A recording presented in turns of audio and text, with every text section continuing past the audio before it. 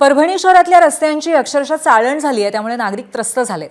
प्रमुख रस्त्यांसह अंतर्गत भागातल्या अनेक रस्त्यांची अवस्था अत्यंत बिकट आहे। त्यामुळे वाहन चालकांना अक्षरशः जीव मुठीत धरून तारांबळ करावी लागते। अनेकदा तक्रारी करूनही प्रशासनाने ठोस उपाययोजना केल्या नाहीयेत, त्यामुळे नागरिक नाराज आहेत।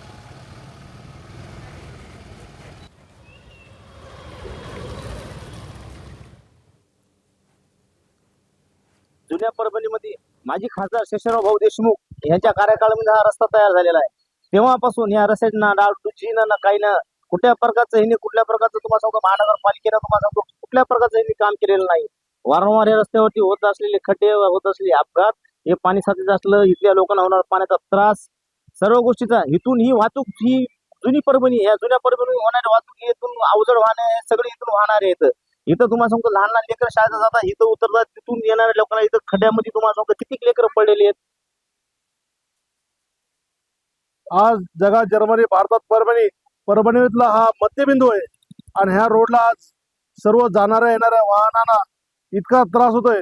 आज लोकांचे प्रत्येक ऑटो चालक असो, टू व्हीलर असो, थ्री व्हीलर असो, या ठिकाणी प्रत्येक अपघात होतात। या ठिकाणी